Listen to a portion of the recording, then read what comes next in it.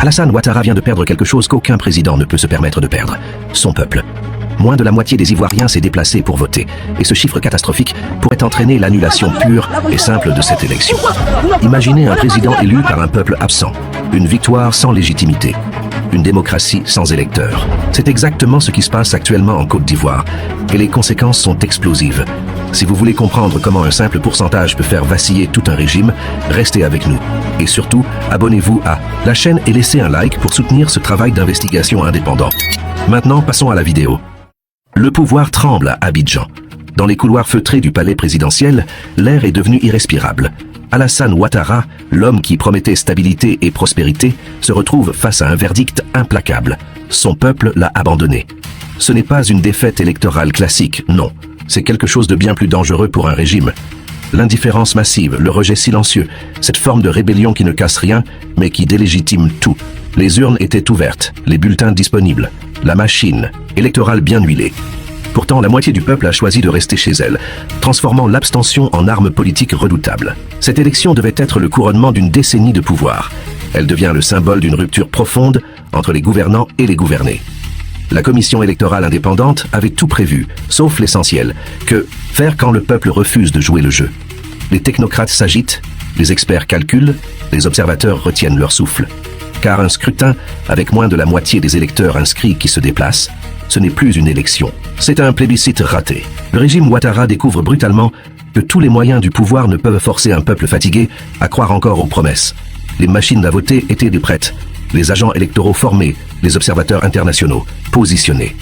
Mais comment observe-t-on un scrutin où les principaux acteurs brillent par leur absence? Cette situation inédite place la Côte d'Ivoire dans une zone grise constitutionnelle dangereuse.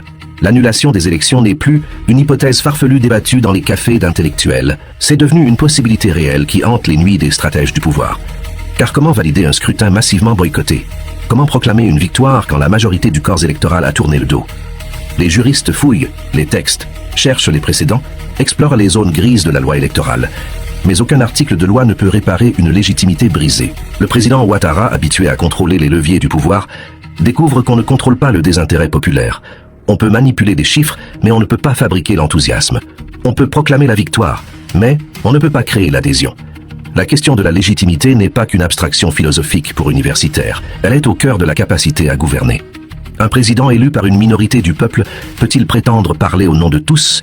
Peut-il imposer des réformes difficiles à une population qui a déjà signifié son rejet? Le risque d'annulation plane comme une épée de Damoclès sur le régime. Car si ce scrutin était invalidé, ce serait un tremblement de terre politique sans précédent.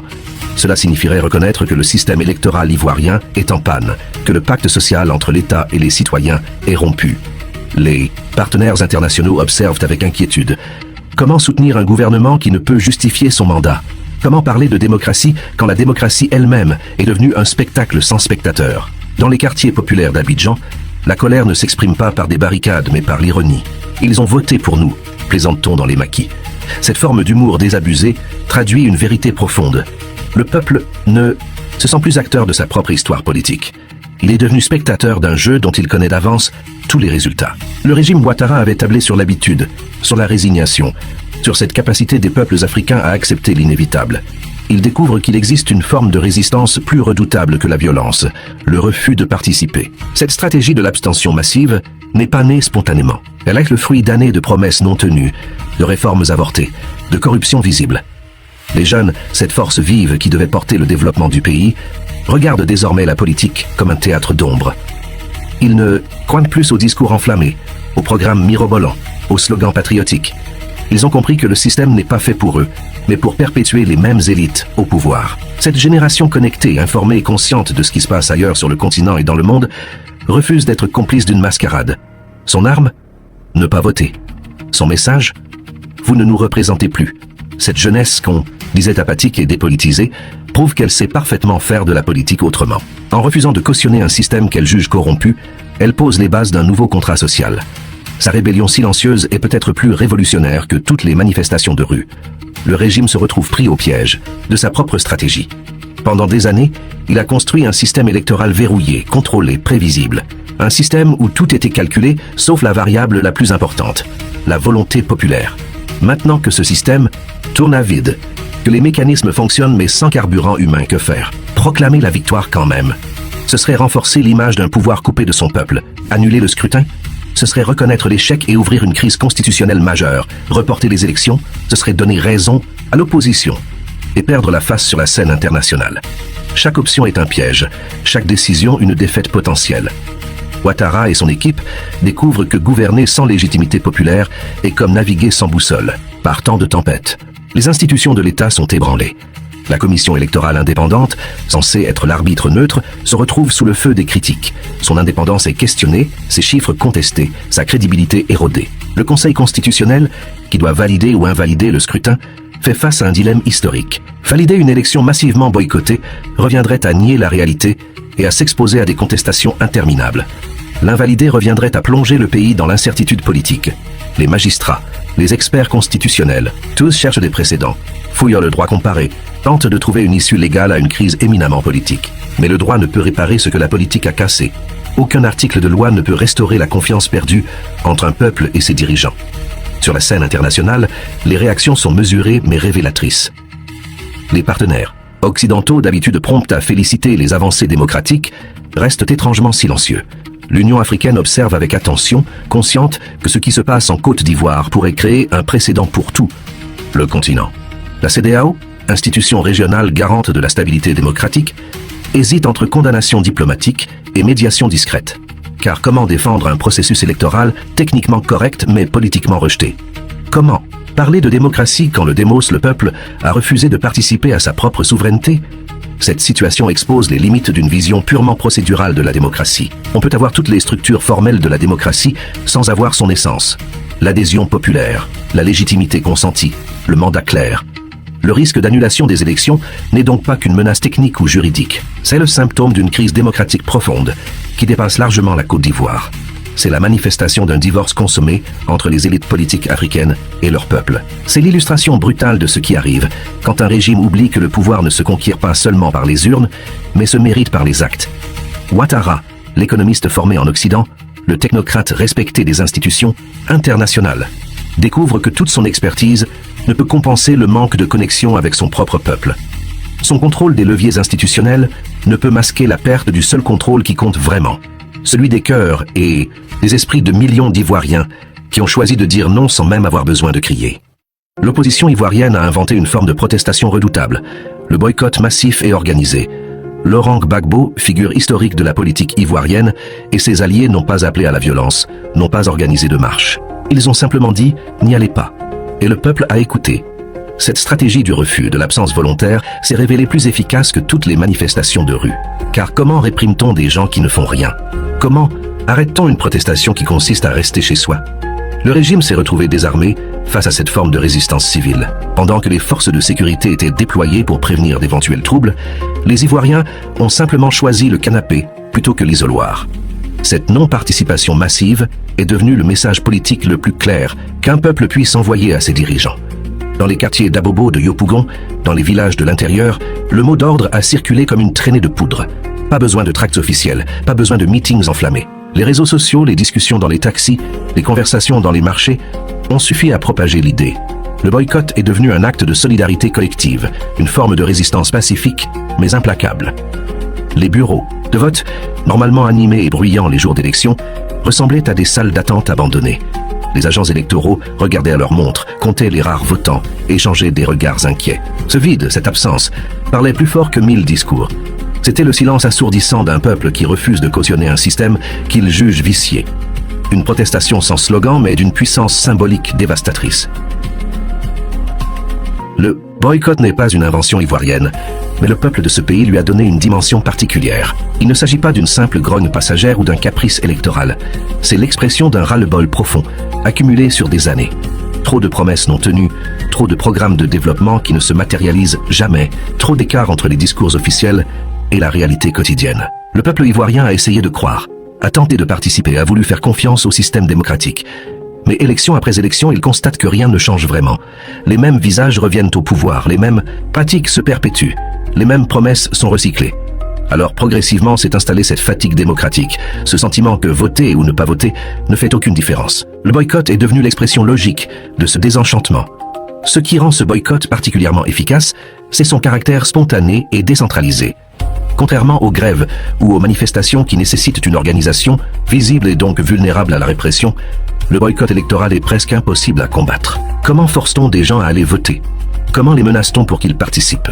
Le régime s'est retrouvé dans l'impossibilité de réagir efficacement. Tout au plus, a-t-il tenté quelques campagnes de dernière minute pour encourager la participation, promettant distribution de vivres ou autres avantages aux votants.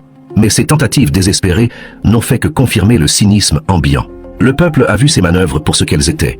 L'aveu implicite que sans corruption électorale, sans incitation matérielle, personne ne viendrait voter volontairement. Cette réalité est plus dévastatrice pour le régime que n'importe quelle défaite électorale classique. L'opposition a compris une vérité fondamentale. Dans un système où le pouvoir contrôle les institutions, refuse de jouer selon ses règles, peut être plus subversif que de les affronter directement. En boycottant, elle ne donne pas au régime l'occasion de démontrer sa victoire démocratique. Elle le prive de la légitimité que confère une participation massive.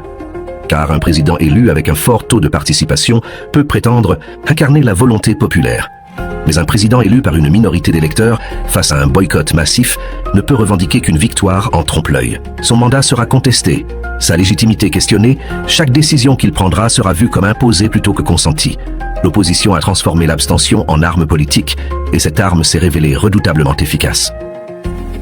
Dans les maquis et les espaces de discussion populaire, le boycott est devenu un sujet de fierté. Les Ivoiriens qui ont choisi de ne pas voter n'ont pas honte. Ils revendiquent leur choix. Ils expliquent qu'ils n'ont pas abandonné la démocratie. C'est la démocratie telle qu'elle est pratiquée qui les a abandonnés. Ils n'ont pas renoncé à la politique. Ils ont refusé une forme particulière de politique qui les traite comme des pions plutôt que comme des citoyens. Cette distinction est cruciale. Le boycott n'est pas de l'apathie. C'est un acte politique conscient et réfléchi. C'est une forme de citoyenneté active qui consiste à refuser de participer à un processus jugé frauduleux ou illégitime. Les jeunes surtout ont adopté cette posture, expliquant sur les réseaux sociaux qu'ils préfèrent ne pas voter plutôt que de légitimer un système qui ne les représente pas. Le régime a tenté plusieurs contre-stratégies. D'abord, il a essayé de minimiser l'ampleur du boycott, parlant de participation satisfaisante, alors que les chiffres démentaient cette affirmation. Puis, il a accusé l'opposition de manipuler le peuple, de priver les Ivoiriens de leur droit de vote.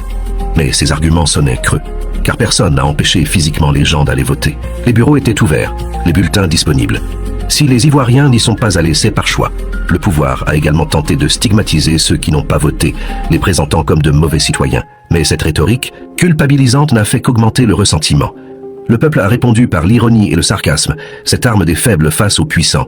Dans les conversations, on plaisantait « Nous avons voté avec nos pieds en restant à la maison ». Ce boycott révèle aussi une transformation profonde de la conscience politique africaine. Les peuples ne sont plus prêts à accepter n'importe quoi au nom de la stabilité. Ils ne sont plus impressionnés par les façades démocratiques. Ils ont compris que voter dans un système truqué, c'est cautionner le trucage. Ils ont appris que participer à une mascarade, c'est lui donner une légitimité qu'elle ne mérite pas. Cette lucidité nouvelle est peut-être l'héritage le plus important des dernières décennies de démocratie formelle en Afrique. Les peuples ont acquis une maturité politique qui leur permet de distinguer entre la démocratie réelle et sa simulation. Ils savent maintenant qu'avoir des élections ne suffit pas, que ce qui compte, c'est la qualité de ces élections, leur capacité à traduire réellement la volonté populaire et à produire du changement politique.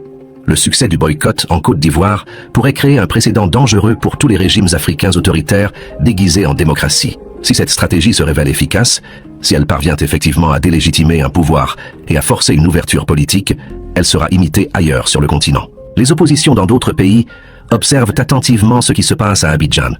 Elles voient qu'il existe une alternative à la confrontation directe, une manière de contester le pouvoir sans s'exposer à la répression violente. Le boycott pourrait devenir le nouveau langage politique de l'opposition africaine, une forme de résistance adaptée aux régimes qui ont appris à manipuler les élections tout en préservant une face-façade démocratique. Cette évolution marquerait une nouvelle phase dans l'histoire politique du continent, celle où les peuples refusent de jouer un jeu dont les règles sont truquées. L'ironie finale de cette situation, c'est que le régime Ouattara se retrouve dans une position où il aurait presque préféré une opposition violente à cette résistance silencieuse. La violence, il sait comment la gérer. Arrestation, répression, état d'urgence. Mais comment réprime-t-on l'absence ? Comment arrête-t-on des gens qui ne font rien d'illégal, mais dont l'inaction collective détruit la légitimité du système ? Le boycott a révélé les limites du pouvoir coercitif. On peut forcer les gens à se taire, mais on ne peut pas les forcer à parler. On peut les empêcher de manifester, mais on ne peut pas les obliger à participer. Cette forme de résistance passive mais collective est peut-être la plus subversive qui soit, car elle expose la vérité que tout régime autoritaire tente de cacher. Sans le consentement du peuple, même tacite, le pouvoir n'est qu'une coquille vide.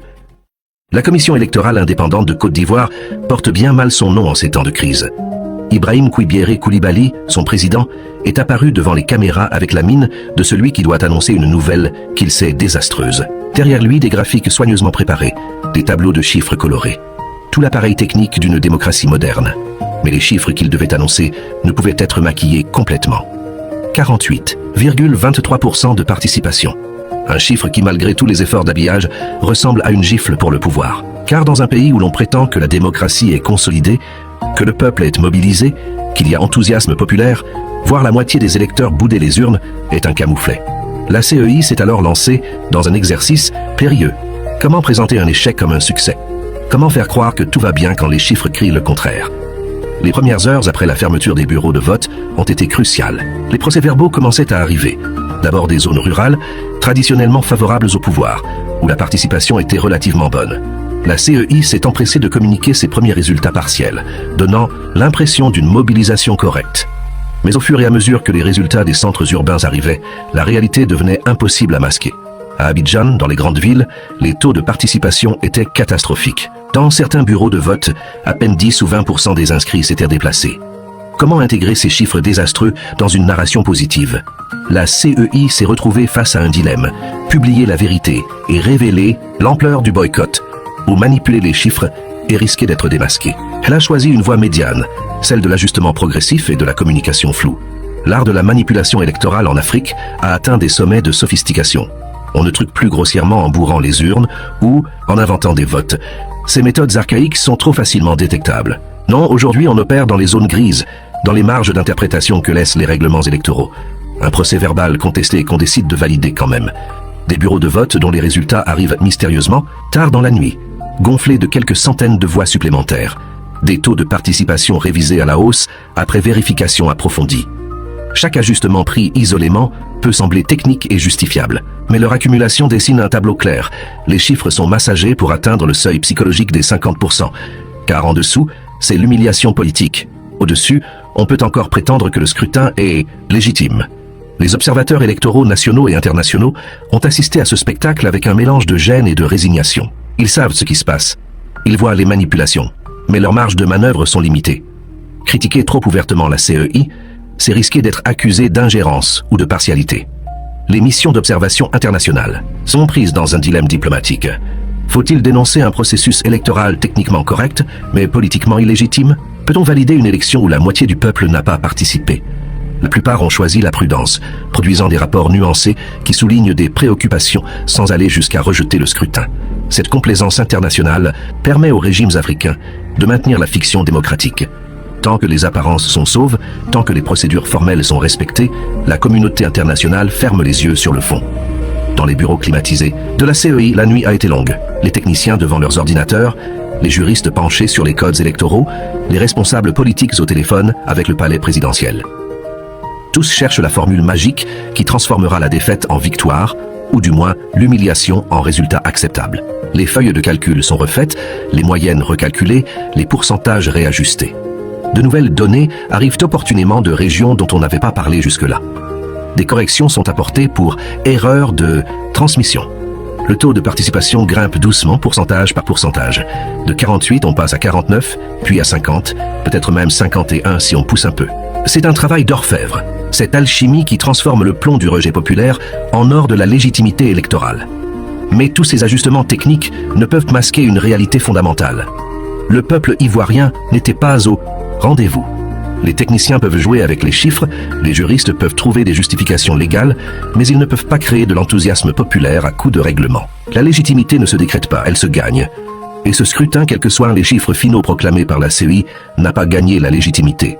Cette vérité transpire dans chaque communiqué officiel, dans chaque interview des responsables électoraux. Ils parlent de succès technique, de processus transparent, de déroulement paisible, mais ils évitent soigneusement de parler de ce qui compte vraiment, l'adhésion populaire. Car sur ce plan-là, le constat est accablant. Et aucune manipulation de chiffres ne peut le masquer complètement.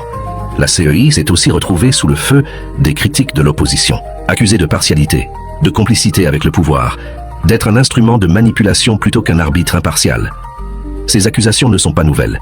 Elles accompagnent chaque élection africaine. Mais cette fois, elles trouvent un écho particulier dans l'opinion publique. Car les Ivoiriens ont vu de leurs propres yeux le décalage entre la réalité de terrain et les chiffres officiels. Ils savent que dans leur quartier, personne, ou presque, n'est allé voter.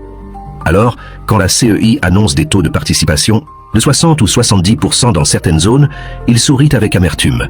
Ils comprennent que les chiffres ont été arrangés, et cette prise de conscience érode encore plus la confiance dans les institutions. La CEI pensait sauver le régime en gonflant les chiffres. Elle ne fait qu'accélérer la perte de crédibilité du système électoral tout entier. Cette manipulation des chiffres révèle aussi la mentalité qui prévaut dans les cercles du pouvoir africain. On pense qu'il suffit de contrôler la communication officielle pour contrôler la réalité. On croit que si les institutions proclament quelque chose, cela devient vrai. C'est une vision magique du pouvoir qui nie la capacité des peuples à voir et à juger par eux-mêmes. À l'ère des réseaux sociaux, des téléphones portables avec caméra, de la circulation instantanée de l'information, cette stratégie est de plus en plus inefficace. Les citoyens comparent ce qu'ils voient avec ce qu'on leur raconte. Et le décalage est trop évident pour être ignoré. La CEI peut publier tous les graphiques qu'elle veut. Les Ivoiriens savent que ces chiffres sont truqués. Et cette certitude populaire compte plus que n'importe quel communiqué officiel. Ce qui se joue en Côte d'Ivoire dépasse largement les frontières de ce pays. C'est un moment symbolique pour toute l'Afrique de l'Ouest, voire pour le continent entier. Car si un pays longtemps présenté comme un modèle de stabilité retrouvée peut connaître une telle crise de légitimité démocratique, qu'en est-il des autres ? Le désenchantement exprimé par les Ivoiriens résonne avec ce que ressentent des millions d'Africains ailleurs. Cette fatigue démocratique, cette lassitude face à des systèmes électoraux qui produisent toujours les mêmes résultats, ce sentiment que voter ne sert à rien parce que rien ne change vraiment. Ce sont des sentiments partagés du Sénégal, au Kenya, du Ghana au Cameroun. La jeunesse africaine regarde la démocratie telle qu'elle est pratiquée et se demande si c'est vraiment cela qu'on appelait l'espoir démocratique. Les promesses des années 90, quand le multipartisme s'installait partout, semblent aujourd'hui bien naïves. Le désenchantement ne signifie pas que les Africains ont renoncé à la démocratie comme idéal. Au contraire, ils la veulent plus vraie, plus authentique, plus proche de leurs aspirations réelles. Ce qu'ils rejettent, c'est la démocratie de façade, la démocratie procédurale, qui se limite à organiser des élections sans garantir que ces élections produisent du changement. Ils veulent une démocratie qui améliore leur vie quotidienne, qui crée des opportunités, qui lutte contre la corruption, qui rende des comptes. Quand ils constatent que décennie après décennie, malgré les élections régulières, leur situation ne s'améliore pas ou même se dégrade, ils perdent foi dans le système. Ce n'est pas de l'ignorance politique, c'est au contraire une lucidité douloureuse. Ils ont compris que les élections seules ne suffisent pas, qu'il faut aussi des institutions fortes, une justice indépendante, des médias libres, une société civile dynamique. Sans ces piliers, la démocratie n'est qu'un rituel vide. La Côte d'Ivoire avait tout pour réussir sa transition démocratique. Un pays riche en ressources, une économie dynamique, une position géopolitique stratégique, une histoire de stabilité et de prospérité. Pourtant, les divisions politiques, l'instrumentalisation ethnique, la corruption systémique et l'accaparement du pouvoir par une élite ont gâché ce potentiel. Le pays a connu une crise post-électorale terrible qui a fait des milliers de morts, une division du territoire, une quasi-guerre civile. La réconciliation promise n'a été que superficielle. Les plaies restent ouvertes, les ressentiments couvant. Dans ce contexte, organiser des élections n'est pas suffisant. Il faut reconstruire la confiance, rétablir un pacte social, créer les conditions d'une compétition politique apaisée. Le régime Ouattara a privilégié la stabilité autoritaire à la véritable réconciliation. Il a étouffé les voix dissidentes, marginalisé l'opposition, contrôlé les institutions. Cette stratégie a peut-être assuré la paix civile à court terme, mais elle a empêché la construction d'une démocratie réelle. Le boycott massif de cette élection est donc l'aboutissement logique d'années de frustrations accumulées. Le peuple ivoirien, et particulièrement sa jeunesse, a décidé que le moment était venu de dire stop. Non plus par la violence, non plus par la confrontation directe, mais par le retrait, par le refus de participer. Cette forme de protestation a l'avantage d'être pacifique, donc moralement irréprochable, et politiquement dévastatrice. Elle prive le pouvoir de la légitimité qu'il recherche sans lui donner de prétexte pour réprimer. C'est une résistance intelligente, adaptée au contexte d'un régime qui a appris à gérer les manifestations, mais ne sait pas comment forcer les gens à voter. Le défi maintenant est de transformer ce moment de protestation en opportunité de renouveau démocratique, car le boycott en lui-même ne construit rien. Il ne fait que démolir la légitimité du système existant. Il faut ensuite proposer une alternative, un projet politique crédible, une vision pour l'avenir. L'opposition ivoirienne doit maintenant capitaliser sur le succès de son boycott. Elle a démontré sa capacité à mobiliser, ou plutôt à démobiliser. Elle a prouvé qu'elle dispose d'une base sociale significative qui lui fait confiance. Mais que propose-t-elle pour l'avenir? Comment compte-t-elle transformer ce rejet du système actuel en construction d'un système meilleur? Ces questions restent largement sans réponse. L'opposition ivoirienne, comme beaucoup d'oppositions africaines, est plus claire sur ce qu'elle refuse que sur ce qu'elle propose. Elle critique le régime, dénonce la corruption, parle de justice et de réconciliation. Mais les détails concrets manquent. Quelle politique économique? Quelle stratégie de développement? Comment réformer les institutions? Comment garantir que si elle arrive au pouvoir, elle ne reproduira pas les mêmes travers que ceux qu'elle dénonce? Sans réponse convaincante à ces questions, le désenchantement actuel risque simplement de se transformer en cynisme généralisé. Le régime Ouattara, de son côté, fait face à un choix crucial. Soit il reconnaît la crise de légitimité et engage un véritable dialogue national pour refonder le pacte démocratique, soit il s'obstine dans le déni et tente de gouverner malgré tout, au risque d'aggraver la fracture avec le peuple. Les signes pour l'instant ne sont pas encourageants. Le pouvoir semble privilégier la fuite en avant, proclamant sa victoire, minimisant l'ampleur du boycott, accusant l'opposition de manipulation.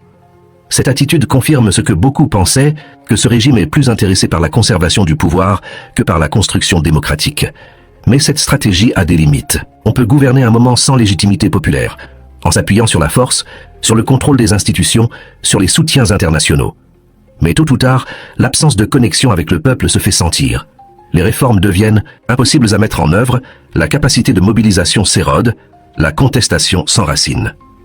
Sur le plan régional et continental, cette crise ivoirienne envoie des signaux inquiétants. Si un pays comme la Côte d'Ivoire, avec tous ses atouts, peine à consolider sa démocratie, qu'en sera-t-il de pays plus fragiles? La CEDEAO, qui avait joué un rôle crucial dans la résolution de la crise post-électorale précédente, semble cette fois plus hésitante. L'Union africaine observe mais n'agit pas. Les partenaires occidentaux font des déclarations diplomatiques sans conséquence. Cette passivité internationale peut s'expliquer de plusieurs manières. D'abord, la situation n'a pas dégénéré en violence. Donc il n'y a pas urgence humanitaire. Ensuite, le régime Ouattara est perçu comme un allié fiable, un partenaire économique sérieux, donc on hésite à le fragiliser. Enfin, il y a une fatigue de l'interventionnisme, un sentiment que les Africains doivent résoudre leurs propres problèmes politiques.